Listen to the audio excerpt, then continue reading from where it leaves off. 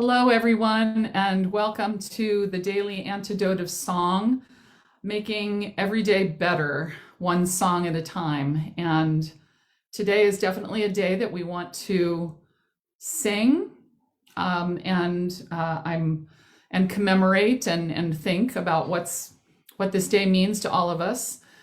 So we're all here together, and I would like to start by just thanking Carpe Diem for supporting this program and say hello to everyone on Facebook Live. And hello to Joe Rossi. Thank you for being here today with us. Aaron Geyer is here as our tech support today. Thank you, Aaron. Members of Maritime Voices, Mike Matheson, Will Wurtzel, and Greg Lewis, hello to you. Thank you for being here today. Hello, Al and Annette and Brian and Becky in British Columbia. Hi, Arlene in California, and Trish also in British Columbia. Hello, Deli, nice to see you today. Hello, Deborah in Kentucky, and Susan, Sheila in Florida, and Hoda, lovely to see you. Carolyn, in Boise. And there's usually a Bonnie in Boise here too. Phil in Newcastle, lovely to see you today from across the pond. And hello, Kathleen and Kathy, and Sarah in Texas, and Dan in Virginia. Hi, Hindi and Isabel, Christina and Bob, nice to see you. Bonnie, hello, Luda in British Columbia. We have so many people from British Columbia. Hello, Steve and Michelle, Julie in Ontario, and Susan and Anne in Nashville, Amanda and Miles, Nancy. Hi, Barry in Silver Spring. Hi, Bob. Hello, Fred, also in Silver Spring, and Anne. Hello, Ed in Cincinnati. Nice to see you today. And Bronwyn and Lynn. Hi, Storm. Anna, Diane Winslow, and maybe Terry Winslow's there too. Ray Rossi, Joe's mom. Nice to see you. Hello, Amos and Carol and Kathy from upstate New York, and Martha, and Julie, and I think that I may have everyone. So I just want to welcome you all to the Daily Antidote of Song. And before we get started with today's song, I wanted to just thank you again for joining us during this Washington Revels week, where we're presenting singers from our different ensembles. Gallery Voices, which sings madrigals and sort of a cappella music. Heritage Voices, that focuses on music of historic music, like of the Civil War era. Jubilee Voices, who you'll be hearing from tomorrow. And Maritime Voices, who we are thrilled to have 3 Maritime Voices singers with us today. I want to just remind you that these ensembles are performing this weekend. Today, Jubilee Voices is at the Marietta House Museum in the Echoes of the Enslaved program, which is why my co-host Andrea Blackford is not here today with us. And Maritime Voices is performing tomorrow. All of them, we have 3 of them here today, and actually some of them are not singing but also with us. But they're presenting a program at the Tacoma Park Folk Festival tomorrow. And then Gallery Voices later on this month will be singing at Glen Echo Park as part of the closing of the carousel. And Washington Revels is also holding auditions this week for its Christmas Revels program. And all of that information is in the chat for you. So if you want to find out more about any of these events, please pull out those links and check out those programs. So tomorrow you'll have Jubilee Voices together presenting some music, but today we have members of Maritime Voices with us, and Mike Matheson has been heading up that group quite ably for these many years, and I would like to hand things over to Mike to tell you about the song that he and 2 other members of the group are going to present today. Thank you very much, Bessie. And so today we're going to start by presenting a hymn which is well known to all sailors, and we're doing this in honor of the 20th anniversary of 9/11. This is Eternal Father, Strong to Save, which you may be familiar with. This was a hymn written in 1860 by an English churchman whose name was William Whiting, who in fact had himself almost been killed on the sea in a storm. And so this hymn then became well known in both America and Britain. It was adopted by the U.S. Naval Academy and has since been really celebrated by sailors in both countries as the Navy hymn. So this is Eternal Father, Strong to Save. Over to Will. Eternal Father, strong to save, whose arm doth bind the restless wave, who bidd'st the mighty ocean deep its own appointed limits keep.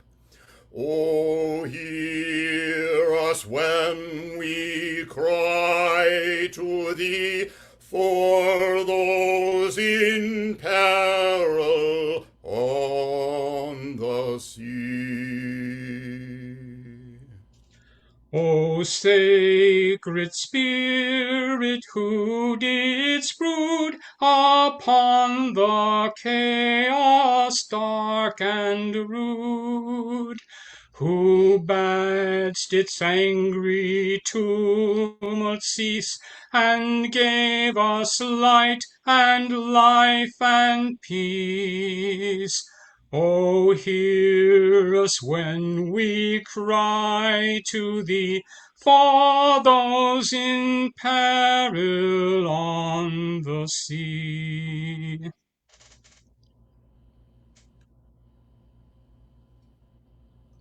O Trinity of love and power, our brethren shield in danger's hour.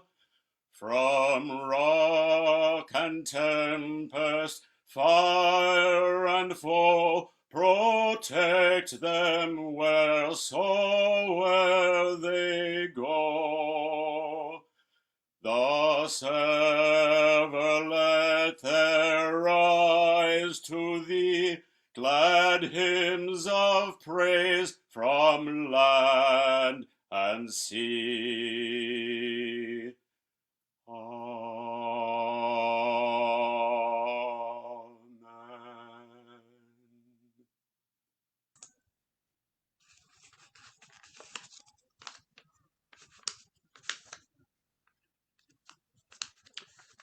Okay, back to you, Betsy. So I'm actually going to call a moment of silence. Thank you, Greg and Will and Mike, for singing that beautiful song. And I would like to offer up a silent space where we can all give a little bit of thought to what happened 20 years ago today and sort of where we've moved to and from as a nation and as a globe since then. So if you'll all join me, please.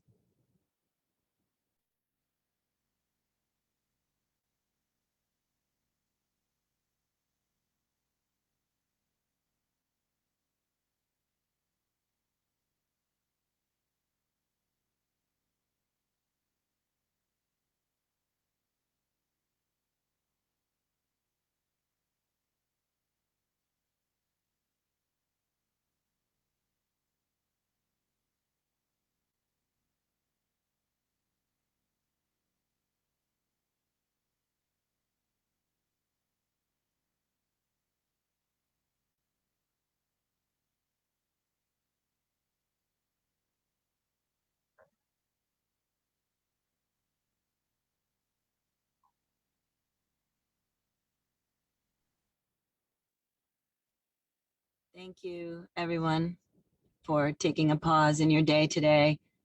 It's a somber day in our country every year on this day for those of us who were directly involved in any way, and for those of us who were not. It was a big shift in our country's history that day, and it's a good thing to reflect every year, but on a 20th year, it seems particularly significant to take another reflection space And especially, I think, for all of us in this room, we've gone through so much together in the past 18 months. And we've reflected a lot and we've experienced a lot. And the words of that song, you know, thinking about supporting those in peril, or you know, blessings for those in peril, or there's so many people in peril right now. And some of the people potentially that we don't think of. So for example, I read an article, there's a lot out now in the media about the 9/11 anniversary. And there was an article highlighting interviews from the different 19-year-olds who were born that next year, or I guess they're now 19. They were born that next year. They never met their fathers who were in the Twin Towers on that day, or on the airplane that day, or airplanes that day. And it's amazing to think about the way this day resonates every day for some people. And so I want to invite all of the folks in this room, while we're discussing a little bit, to put into the chat any reflections that you have. You can put in names of people you know who we lost that day. You can put in any other reflections that you want. And we're going to compile all of today's reflections, and we're going to make them available for everyone to read after today. So please take part in the discussion as you can in the chat. And I'd like to open the floor right now for discussion by talking to Greg Lewis. And so Greg, I would love to just hear a little bit from you, sort of in the past 20 years. One of the things we focus on a lot in Revels is sort of the joy, or the finding the place where you go from the dark to the light. And it seems pretty dark out there this year, as we're reflecting on darkness of 20 years ago and thinking about lessons that we've learned or maybe haven't learned. Can you talk a little bit about how you're feeling? Don't forget to unmute. Yeah, that would be helpful. Thanks, Joe. You know, it is interesting. You spoke about revels in the dark and the light. It's also the cycle of life, and life and death and rebirth, and all of that. It all comes into play. It was amazing, actually. You know, I think, I'm guessing that all of us witnessed what happened from afar through the television sets, unless you were somehow more closely involved, and saw it repeatedly. And it was, for me, it was a shock to the system every time they showed a plane going into a tower. It just, you know, your heart sort of goes into your throat, no matter how many times you see it. Recently, Susan and I have been watching the National Geographic, a wonderful multi-part series that goes back in, and it took me completely back into it, of the horror and everything about it, which it's never far away. It's always in the recess of the mind, but it is once again much closer. And the music has always been. I think it was Leonard Bernstein who said, our response to violence. In fact, it may have been right around 9/11. It was at some point in time. Our response to violence will be to come together and make music more joyfully, more ardently, and more insistently, in the face of all that has come. I'm paraphrasing, but that, and I think that is certainly the ethos of much of Revels, and that's therefore been part of my being for the last 40 years. But I think today, being able to sing, the Maritime Voices does this Navy hymn every year, at least it had up until COVID times, down at the Navy Memorial, with on the appointed day. Mike may remember, you know, which precise day it is, but it's it's something that really does collect together a lot of feelings, regardless of religion, regardless of whatever faith or creed you ascribe to or don't. And so the ability to actually come together and give voice to that today is a little bit of balm. It's just something to help move forward through a day of incredible remembrance. Thank you, Greg. That was very well put. And I appreciated this morning in a different way when Betsy said Daily Antidote of Song, making each day better one song at a time. And hearing the sadness in her voice when she said it, and that notion that some days we really are in this room to try to make ourselves and the folks that we sing with and the folks around us even further feel better and come to a more peaceful place in order to be able to be better in the world through music, through finding a place where we can put our hearts together and our voices together, even in this Zoom setting. So I see that there are a lot of folks popping notes into the chat. I want to thank you all so much. I can't wait to read them all and to reflect and to share them all with you via email. I did note, so Kathy in Virginia, I saw, who popped in, losing friends who had were school teachers, I think it said, and who had taken some children to the Pentagon that day. They were children who had excelled in science. And I want to also shout out Lynn, who popped in, a friend of hers, and she included an article, someone who actually died, but it saved a life, apparently. And so I do recommend that you all take a moment to read it now and to check on it later. Storm and Stephen, Michelle, and Deborah and others, thank you all so much for participating in this tough discussion. I wish we could do it, all of us, hearing each other's voices. And I'm really grateful for the ways you are participating. I'd love to open up Mike's screen mute button, sorry, and Mike, ask you if you would like to add some words and thoughts to our discussion. Well, I'd like to just go back to the song that we have just sung, which says some important things about both 9/11 and our situation. On the one hand, it recognizes that there are tremendous perils, not only those which face the sailor, but which face us all. And we saw that in a very dramatic way in 9/11. But on the other hand, there is always hope. Whether you take that hope from a belief in the divine, or whether you take that hope from a belief in the humanity of all of us, there are things that we can do, that we can rely upon, which address these dangers and make the possibility of peace a real thing.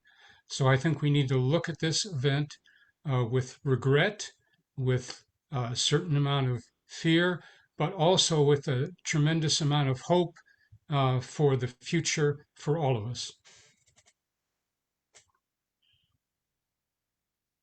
Thank you, Mike. I appreciate your thoughts in this discussion.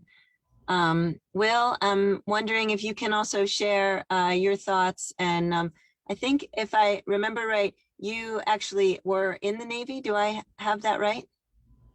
Yeah, you do, Joe. Boy, I'm getting an echo here. Yeah, I was actually on that day in my 30th year of service on active duty in the Navy, stationed on the campus of what was then the National Naval Medical Center.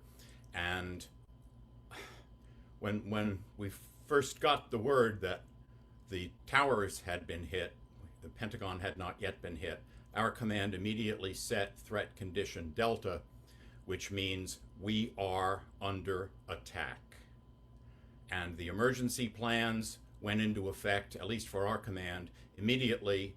I remember being up in the situation room in the old tower building at the hospital with other senior officers planning how each of us were going to respond. Then we got the word that the Pentagon had been hit. And the real terror is you don't know what's coming next. You know, we're high on the list. You know, medical facility, major medical facility, that's the first thing one of the first things you want to knock out, to demoralize people.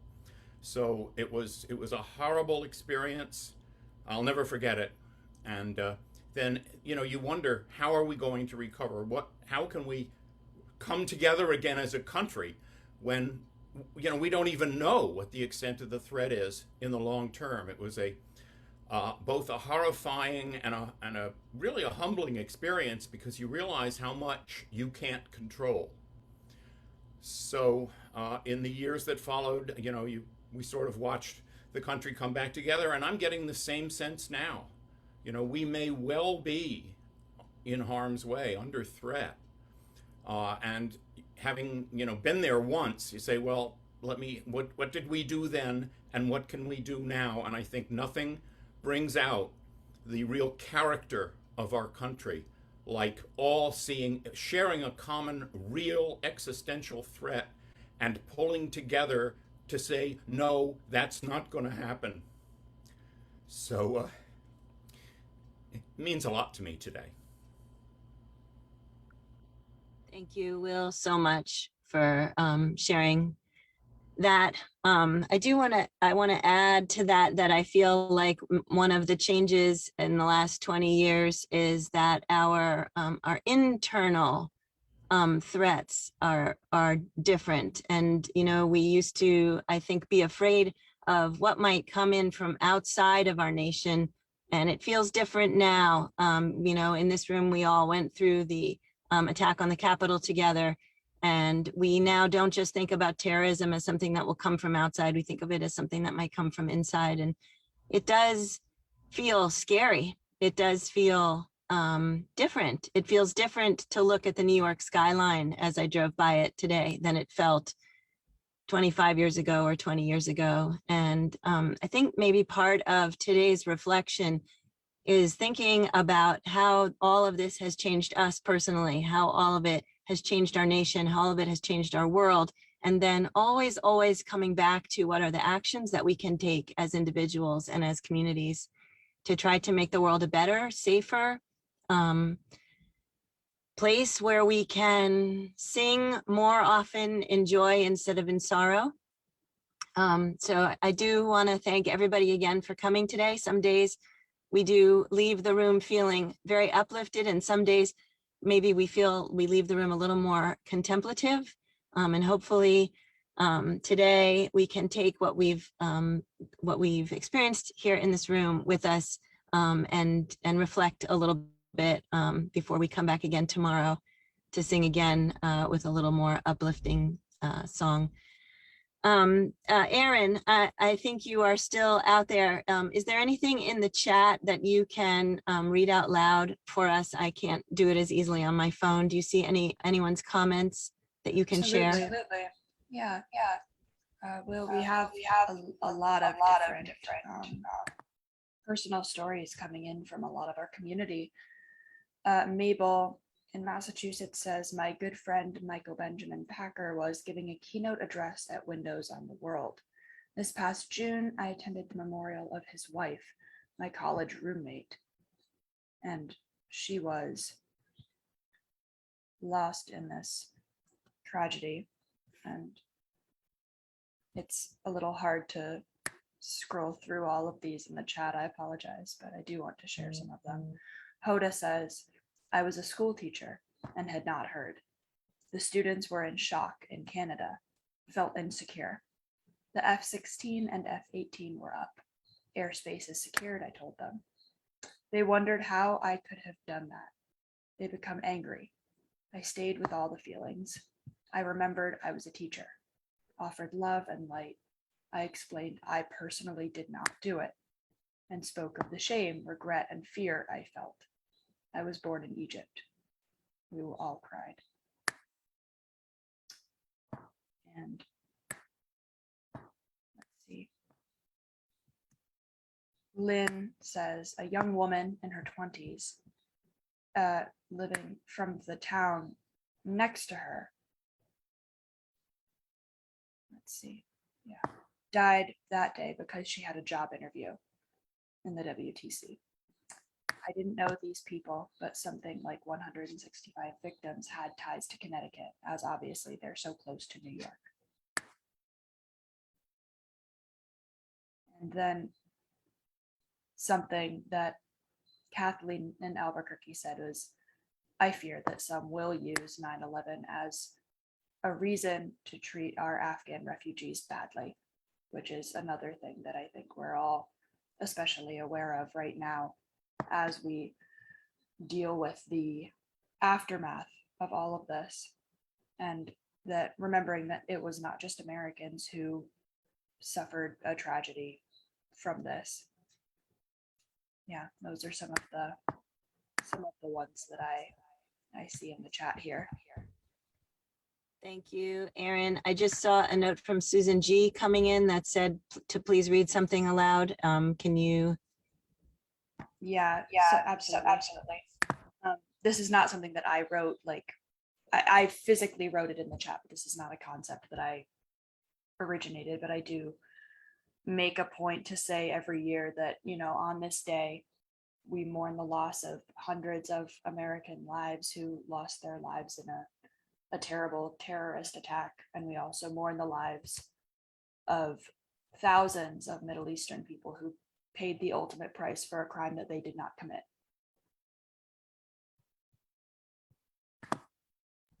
Thank you, Aaron. Thank you, everybody. So we are going to sing again, as we always do, to close out. And then after that, we will say goodbyes. And we wish for all of you whose voices we're not actually hearing today, we wish you all a day of peace and thoughtfulness wherever you are and whatever you're doing for the rest of the day. And we hope that the singing of this song and today's discussion will hold you a little bit closer, sort of a daily antidote hug, as much as you can take it with you. Thank you so much, Greg and Mike, and Will, and thank you so much, Betsy, for hosting today. Thanks again, Aaron, for running the tech.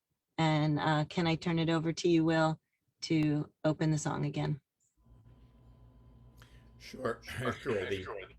The words in the chat are correct for the first verse. Eternal Father, strong to save, whose arm doth bind the restless wave, who bidd'st the mighty ocean deep its own appointed limits keep. Oh, hear us when we cry to thee for those in peril on the sea.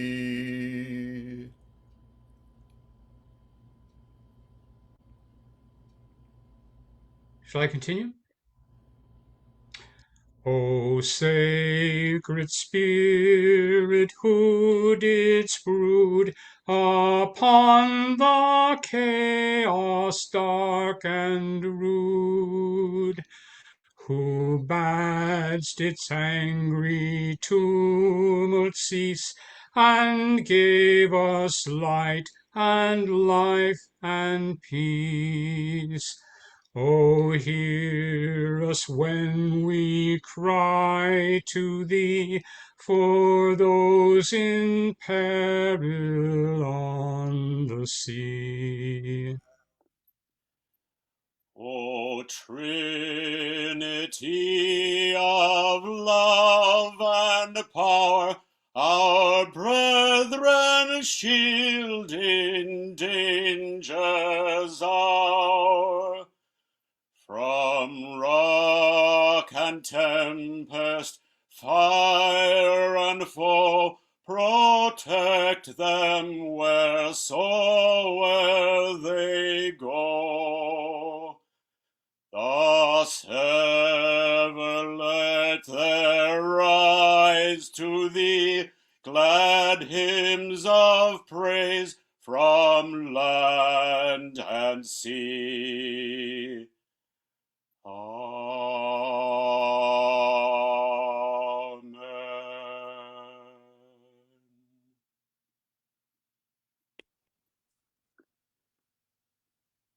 Thank you again, Greg, Will, and Mike.